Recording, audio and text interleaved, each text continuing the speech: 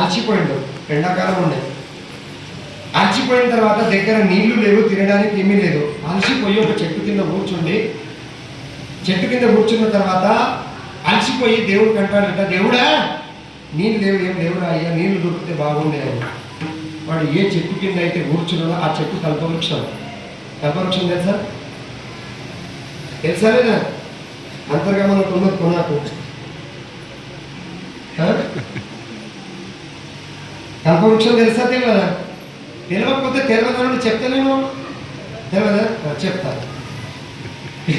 కల్పవృక్షం అంటే ఏ చెట్టు కింద అయితే కూర్చుండి మనం ఏదైతే మనసులో కల్పిస్తామో అది వెంబడి మనకు తెచ్చిచ్చే చెట్టు ఏదైతే ఉంటుందో అది కల్పవృక్షం. అర్థమైందా? ఒక చెట్టు ఉంటుంది, ఆ చెట్టు కింద కూర్చున్న తర్వాత మనం ఏదైనా మనసులో ఒక విషయం మనసులో అనుకోవాలి, వెంబడి వస్తుంది మనం ముంగట. చూడండి అంతర్గమనం ఉన్నది ఎక్కడ ఉన్నదా? ఉన్నదా లేదా? ఉంటే చెప్పండి, రేపు నేను వస్తాను. నాకు చాలా సంపదలు కావాలి. ఆ కల్పవృక్షం కింద ఆ మనిషి పోయి కూర్చున్నాడు, మనకి తెలియదు ఇది కల్పవృక్షం అని చెప్పి. అలసిపోయినప్పుడు వాడు అన్నాడట, దేవుడా తాగడానికి నీళ్లు దొరికితే బాగుండే అని చెప్పి అన్నప్పుడు ఎంబడే తన ముంగడు నుంచి మంచి కాలువ వాడుతున్నాడు, చల్లటి నీళ్ళ కాలువ. కల్పవృక్షం కింద కూర్చున్నాడు కాబట్టి కల్పించింది వచ్చేసింది. చల్లటి నీళ్ళు పారుతున్నాయి. నీళ్ళు పారేటప్పుడు వాడు మంచి ఒక చేతిలో డొప్ప తీసుకున్నాడు, డొప్పతో నీళ్ళు తాగిండట. కడుపులో నీళ్ళు తాగిండు. నీళ్లు తాగిన తర్వాత కొద్దిసేపు బాగా అనిపిస్తుంది, కానీ ఆకలి తీరదు కదా. ఒక అరగంట సేపు బాగా అనిపించింది, నిద్ర తాకింది. దాహం మొత్తం తీరిపోయిన తర్వాత మళ్ళీ లేచి నిద్ర నుంచి లేచిన తర్వాత మళ్ళీ అనిపించింది, రే మంచి నీళ్లు దొరికినాయి, దాహం తీరింది, కానీ ఇప్పుడు చాలా ఆకలి అవుతుంది స్వామి, తినడానికి ఏమైనా దొరికితే బాగుందని చెప్పడానికి ఒక మంచి పెద్ద తలెలో తనకి కావలసిన వంటలు మొత్తం వచ్చినాయి.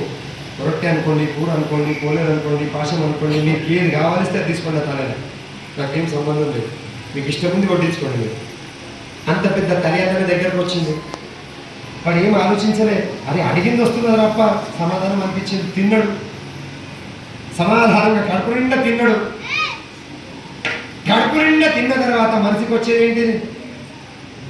నిద్ర వస్తుందా లేదా? జర కూరుకు వస్తుంది. నిద్ర అన్నది దాంట్లో కూరుకు అనాలి. జర నిద్ర వచ్చినట్టు వచ్చింది, కూరుకు వచ్చింది. కూరుకు రాగానే దేవుడా చాలా అలసిపోయినారా నడిచి పడుకోవడానికి ఏమైనా ఉంటే బాగుంది అనగానే ఎంబడి పెద్ద బెడ్ పరంగా వచ్చింది. దాని మీద గాది, నెత్తి కింద మెత్త, కాళ్ళు ఒత్తడానికి ఇద్దరు సేవకులు, ఇవన్నీ తయారైపోయినాయట. ఇవన్నీ తయారైపోయినప్పుడు మనకి మాత్రం అప్పుడు భయం అనిపించింది. అదే నేను ఏది అడిగితే అది వస్తుందా అనమాట. దాహం అయింది అనుకున్నా, నీళ్ళు కావాలనుకున్నా నీళ్ళు వచ్చినాయి. ఆకలి అయిందనుకున్నా, భోజనం కోసం ఏదైనా కావాలని కోరుకున్నా భోజనం వచ్చింది. చాలా అలసిపోయినా పడుకోవడానికి ఏ విధంగా ఉంటే బాగుంది అనుకున్నా పెద్ద పెద్ద పరంగా వచ్చింది, గాది వచ్చింది, అంత వచ్చింది. ఇది ఏదైనా దయ్యం అయితే లేదా? ఇవన్నీ వచ్చింది, దయ్యం రాదా? అది కూడా వస్తుంది కదా, అది కూడా వచ్చింది. అది రాని భయపడిపోయింది. ఇప్పుడు ఇక వానికి దాహం తీరినప్పుడే నోరు మూసుకొని ఒట్టి కూర్చుండి నా దగ్గరికి పోవాలాడు, అంగడు ఉన్నదని చెప్పి. కానీ పోలేడాడు. పోని అలసిపోయాడు, మరీ ఎక్కువ అలసిపోయాడు అనుకోవాలా. తల్లి వచ్చింది, తిన్నాడు. తిన్న తర్వాత నన్న సాల్వా ఇప్పుడు దగ్గర నారాయణగడి దగ్గర పోవాలా, లేకుంటే అంగడంతా వెళ్ళిపోయిన తర్వాత పోయి ఏం చేయాలి? చెద్దరికి రావాలా? పోవాలని చెప్పి అప్పుడైనా వాడు ఆలోచించాలి. అప్పుడు కూడా ఆలోచించలేదు.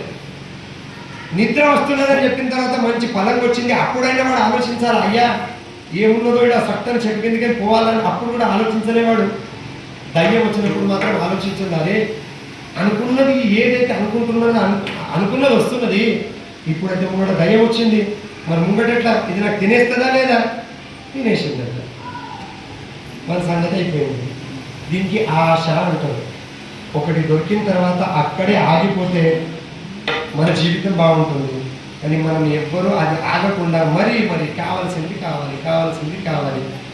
ఎంత నింపుకుంటే అంత నిండాలి అని కోరిక ఏదైతే ఉందో దానికి ఆశ అన్నది. ఆ ఆశ సాధు పురుషులకు ఉండదు.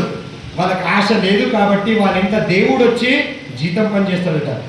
ఆశ నహి జానా